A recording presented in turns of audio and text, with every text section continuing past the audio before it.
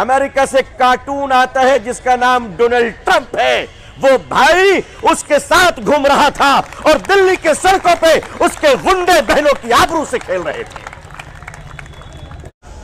देश का बंटवारा तो गोरों ने किया था, लेकिन दिलों का बंटवारा देश में बैठे हुए चोर कर रहे हैं। इस देश का काला कानून दम तोड़कर दम लेगा इंशाअल्लाह। अस्सलामु अलैकुम वरहमतुल्लाहि वबरकातुह। बिस्मिल्लाहिर्रहमानिर्रहीम।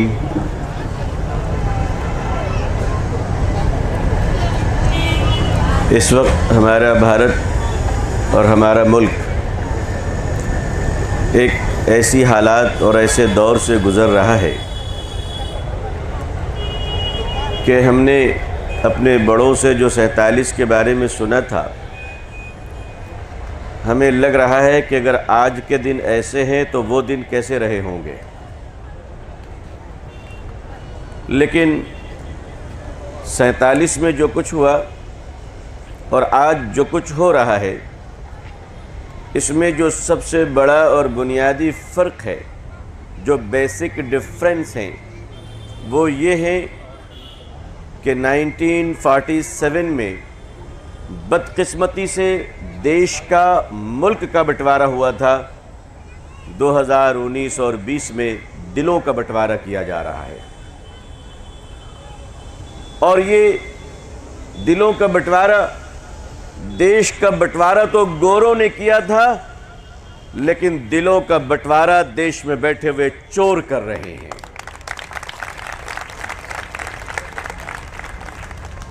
आज पूरे मुल्क में कश्मीर से लेकर कन्याकुमारी तक, मणिपुर से लेकर राजस्थान तक, हमारी बहनें, वो बहनें जो बिला वजह घरों से निकलना अपनी तौहीन समझा करती थी, अगर वो सड़क पे आकर बैठी है तो सिर्फ इसलिए बैठी है कि अगर किचन संभालने की जरूरत हो तो संभाल कर हमने बता दिया, अगर देश तुमसे ना संभला तो हम उसे भी संभाल कर तुम्हें बता देंगे।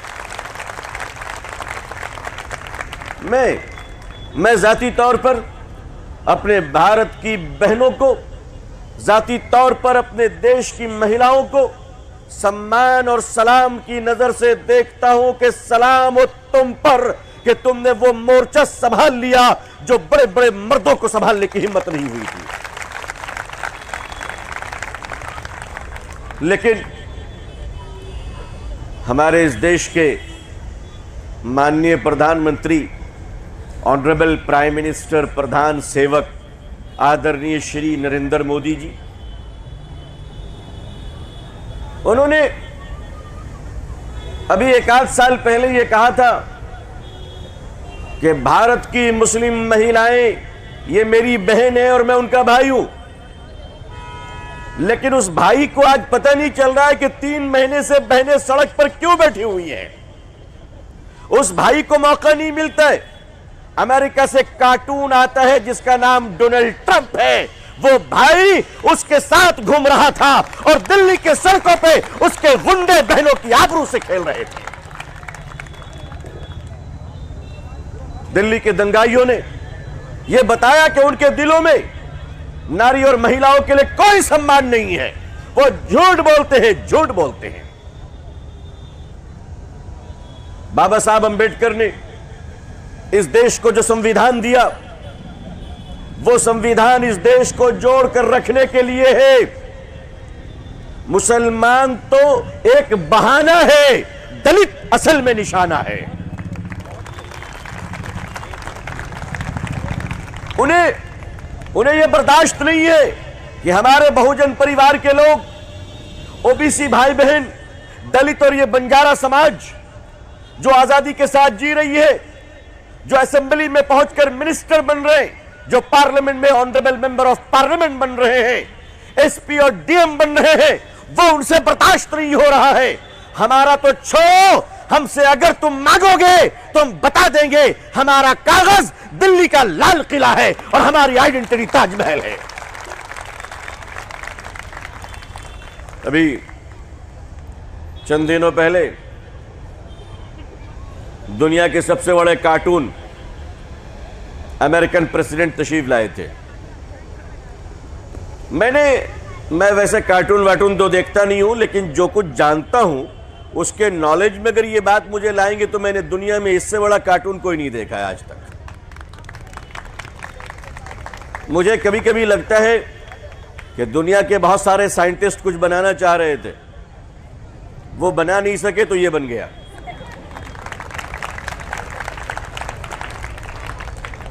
ये तशरीफ लाए, कोई बात नहीं है, देश में आना चाहिए।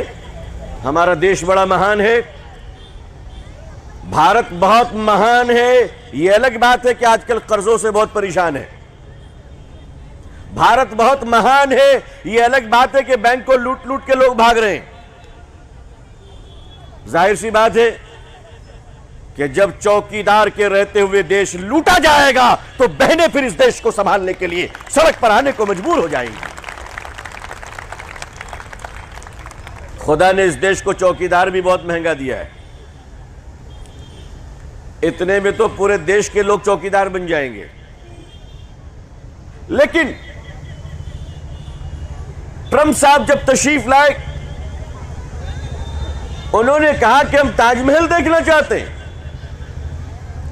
और हमारे ऑनरेबल प्राइम मिनिस्टर आदरणीय श्री नरेंद्र मोदी साहब उनको ताजमहल दिखाने ले जाते हैं। मोदी जी, ये ताजमहल भी हमारे दादा ने ही बनाया था। मुझे तो हैरानी है उत्तर प्रदेश के माननीय मुख्यमंत्री जी पर, जो दिन रात ताजमहल को थूकते रहते हैं, वो भी बगल में खड़े होकर ताजमहल का फोटो गिफ्ट कर रहे थे। यह दिन देखना पड़ता है। मोदी जी, आपके पास दिखाने के लिए कुछ नहीं था सिवाय हमारे ताजमहल के। अगर आपसे पूछा जाता अपनी बनाई हुई चीज दिखा दो तो 2-4 बाथरूम दिखा सकते थे आप। इसके अलावा आपके पास दिखाने को कुछ नहीं है। जनाब अमित शाह साहब, आप इस देश के गृह मंत्री हैं और 127 नहीं बल्कि 132 करोड़ जनता के गृह मंत्री हैं। आपका सम्मान है। लेकिन अगर आप कहते हैं कि आंदोलन कर लो, 1 इंच पीछे नहीं हटेंगे, तो आपको बता दे रहे हैं कि आप हटिए ना हटिए, यहां भी कोई हटने को तैयार नहीं है। अभी लोग बढ़ रहे हैं। कुछ लोगों ने यह समझा था कि 2-4-10 दिन में थक जाएंगे, लोग थक जाएंगे। 1724 से लेकर 1947 तक आजादी की लड़ाई लड़ी गई, लोग नहीं थके। आज उनकी औलादें 3 महीनों में क्या थकने वाली हैं। हमारी गाड़ियां नहीं बदलेंगी, ड्राइवर बदलते रहेंगे। आप जिस काम के लिए यहां बैठी है, दिल्ली का शाहीन बाग, आपका यह मुमरा, कोलकाता का पार्क सर्कस मैदान, उदगीर में हमारी बहनें, ये वो जगह का नाम ले रहा हूं जहां मैंने फिजिकली विजिट किए, बीड़, बीदर, इंदौर, वास्ता, इन सारी जगहों पे, और ऐसी सैकड़ों जगह हैं जहां हमारी मुस्लिम बहनें, हमारी दलित बहनें, हमारी हिंदू बहनें और हमारी सिख बहनों को तो मैं खास तौर पे सलाम करता हूं कि सिखों ने यह बता दिया कि वो एक जिंदा कौम है। दिल्ली के शाहीन बाग में हमारा एक सिख भाई धरना पर बैठी हुई हमारी शांतिपूर्ण बहनों को खाना खिलाने के लिए अपना एक मकान तक बेच चुका है। मैं यहां से उनको सलाम करता हूं, मैं उनके हौसले को सलाम करता हूं और उन्हें बताता हूं कि हम एहसान को याद रखते हैं। मौका आया तो एहसान का बदला जरूर चुकाएंगे हम आपके साथ इंशाअल्लाह। आज ये सारी बहनें बैठी हुई हैं, आप बताएं किस लिए बैठी? सब्जियां इतनी महंगी हो गई लेकिन हमारी बहनें सड़कों पे नहीं आई। प्याज कितने महंगे हो गए, हमारी बहनें सड़कों पे नहीं आई। हमारे इस मुल्क की फाइनेंस मिनिस्टर हमारी एक बहन है, ऑनरेबल निर्मला सीतारमण जी, वो भी एक महिला है। उनसे जब पार्लियामेंट में पूछा गया कि प्याज महंगा हो गया है तो वो कह रही है, अच्छा मुझे तो पता ही नहीं क्योंकि मैं प्याज खाती नहीं हूं। मेरी बहन, आप प्याज नहीं खाती होंगी, दूध तो पीती होंगी, वो भी महंगा हो गया है। आपके किचन में रसोई के गैस एलपीजी तो जरूर आते होंगे, वो भी महंगे हो गए। ये मुल्क एक एक पैसे इसके बर्बाद हो रहे हैं। इस मुल्क में नौकरियां खत्म हो रही हैं, बैंक लूटे जा रहे हैं, महंगाइयां बढ़ रही हैं, पूरी दुनिया में थू-थू हो रहा है हमारा। और हम हैं कि हमारी गवर्नमेंट गुरूर के साथ बैठी हुई है। तो एक बात याद रख लीजिए, भारत अहंकार से नहीं चलेगा, अंबेडकर के संविधान से चलेगा।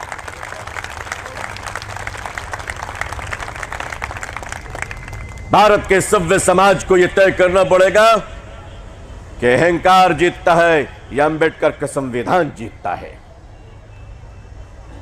हम सब इस बात पर मुकम्मल यकीन रखते हैं कि अहंकारी हारेगा और भारत का संविधान जीतेगा इंशाअल्लाह। आपका इस तरह बैठना यह बेकार नहीं जाएगा। आज पूरी दुनिया आपकी तरफ देख रही है और हमारी बहनों के धरनों पर दुनिया के बड़े बड़े अखबार लीड न्यूज लगा रहे हैं। ब्रिटेन में गुफ्तगू हो रही है, अमेरिका में गुफ्तगू हो रही है, भारत के अंदर कोने कोने में लोग सोचने लगे हैं। तो मैं महाराष्ट्र सरकार और उसकी पुलिस का शुक्रिया अदा करता हूं कि उन्होंने हमारी बहनों को शांतिपूर्ण धरना देने के लिए जो सम्मान दिया है, हम उसके लिए उनको सलाम करते हैं। और उत्तर प्रदेश की पुलिस से भी दरखास्त करते हैं कि बहनों के साथ कैसे व्यवहार किया जाता है, महाराष्ट्र पुलिस से थोड़ा सा सीख लो। उत्तर प्रदेश में हाल यह है कि पुलिस वाले कंबल लेकर भाग रहे हैं, रोटियां लेकर भाग रहे हैं। हम जानते हैं कि वो जो मुख्यमंत्री आए हैं उन्होंने पूरे प्रदेश को ऐसा भिखारी बना दिया कि पुलिस को चोर बनने पर मजबूर होना पड़ा। मैं उत्तर प्रदेश के पुलिस से कहना चाहूंगा, आप अकेले नहीं हैं, हम आपके साथ हैं। कंबल उम्बल चोरी मत कीजिए, जरूरत पड़े तो आप हमें बताइए, बंबई से 5000 कंबल आपके घरों के लिए भिजवा देंगे। मगर ये सब छिछोरी हरकतें मत कीजिए, बदनामी हो रही है। रोटियां लेकर भाग रहे, अरे आप हमको एक बार बोलिए तो हम मदरसे में एक टाइम ऑफ कर देंगे, बच्चों का खाना आपको भिजवा देंगे। मगर आपके इन करतूत से और इन कामों से देश की बदनामी हो रही है। साथ में जो हमारे मीडिया भाई हैं, उफ, ये तो बड़े विचित्र प्राणी हैं। पाकिस्तान बर्बाद हो रहा है लश्कर तैयबा से, भारत बर्बाद हो रहा है लश्कर मीडिया से। ये बेचारे इतने खूबसूरत खूबसूरत एंकर शाम में टेलीविजन पर बैठते हैं कि इनको देखने के बाद लगता है कितनी शरीफ हो गई है, मगर जब मुंह खोलते हैं तो पता चलता है एंकर नहीं, भयंकर है ये।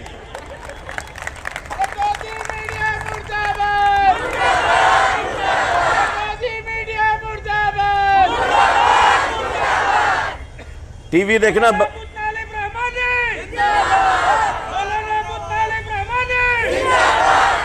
लेकिन असल जिंदाबाद की मुस्तहिक हमारे देश की बहनें जिंदाबाद हैं।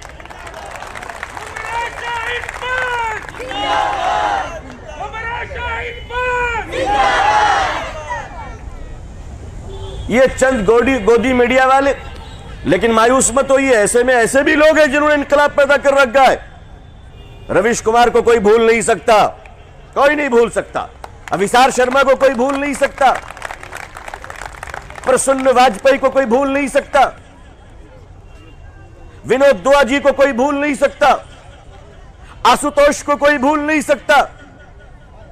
मेरे दोस्तों, मेरी बहनों, मीडिया का जो एक रुख हो गया है और मीडिया ने जो अपने एक शक्ल बना ली है, एक पहचान बना ली है, उसका इलाज यह है कि आप अपने घरों में टीवी देखना बंद कर दीजिए, बंद कर दीजिए। आपके देखने की वजह से उनकी टीआरपी बढ़ती है और उस टीआरपी की वजह से कॉर्पोरेट कंपनी उनको एडवर्टाइजमेंट देते हैं। अगर भारत की जनता, शांतिपूर्ण जनता, नफरत फैलाने वाले मीडिया चैनल को बंद कर दे, 1 साल तो ये कटोरा लेकर भीख मांगने पर तैयार हो जाएंगे, ये भीख मांगने पर आ जाएंगे। लेकिन कितने दिनों तक मीडिया पर काम चलेगा? हमारे इस देश के माननीय प्रधानमंत्री मुअज़्ज़ज़ जनाब वजीर आजम नरेंद्र मोदी साहब ने अभी 2 दिन पहले कहा कि मैं सोशल मीडिया छोड़ रहा हूं। शुक्र है अल्लाह का।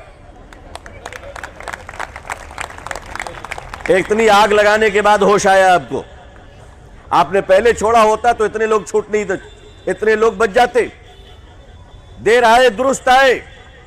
और खुद मत छोड़िए, अपने साथ साथ उन लोगों को भी कहिए जो नफरतें फैलाया करते हैं। लेकिन मैं आपसे साफ साफ कह देना चाहता हूं, भारत देश हमारा है और इतना हमारा है कि अगर वजू के लिए पानी ना मिले तो भारत की मिट्टी से तयम्मुम कर लिया करते हैं।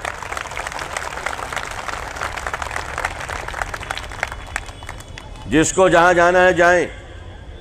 सुना है कि बाबा रामदेव, अब तो बाबा नहीं रहे, अब तो लाला रामदेव बन गए वो। उन्होंने किसी टापू में नया शहर बनाया है। जिनको जाना है वहां जाएं। भारत हमारी मिट्टी है, हम कहीं नहीं जाने वाले, यहीं पैदा हुए यहीं रहेंगे इंशाअल्लाह। तमाम धरने शांतिपूर्ण तरीके से हो रहे। धरनों से किसी ने अशांति नहीं फैलाई है। अगर शाहीन बाग में किसी ने गोली चलाई थी तो वहां के गुंडों ने चलाई थी, आतंकवादियों ने चलाई थी, और वो कोई और नहीं था बल्कि इनके लोग थे। जितने धरने प्रदर्शन चल रहे, मैं आपसे जरूर अपील करूंगा, नौजवानों से अपील करूंगा, कड़ी नजर रखिए। इसलिए कि पत्थर आपकी तरफ से नहीं, पत्थर संविधान के दुश्मनों की तरफ से चला करता है। और मुकम्मल तरीके से शांति रखनी है, अमन रखना है। ये जो सड़क पे बसें चल रही हैं, ये हमारे देश की संपत्ति है, इसको बचाना हमारी जिम्मेदारी है।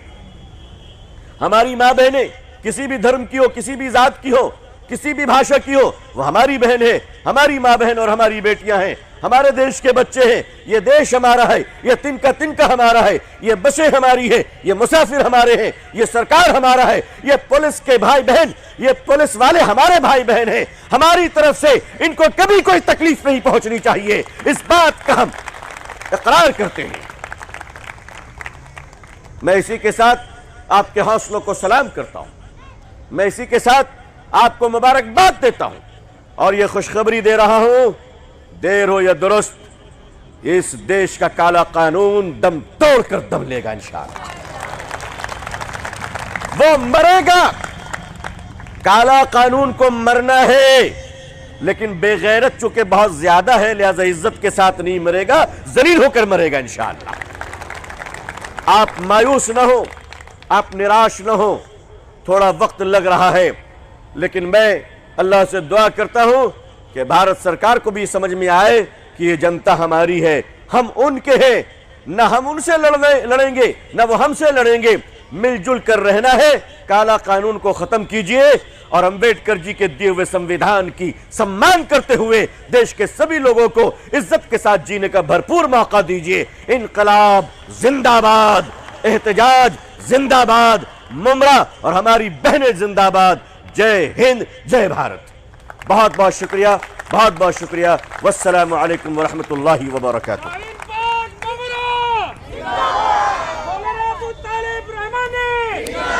हम क्या चाहते हैं?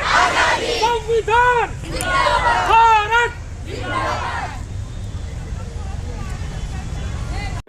आओ दुनिया को बतलाए हम एक जिंदा कौम है, तर्ज अमल से ये दिखलाए हम एक जिंदा कौम है। आओ दुनिया को बतलाए हम एक जिंदा कौम है, तर्ज अमल से ये दिखलाए।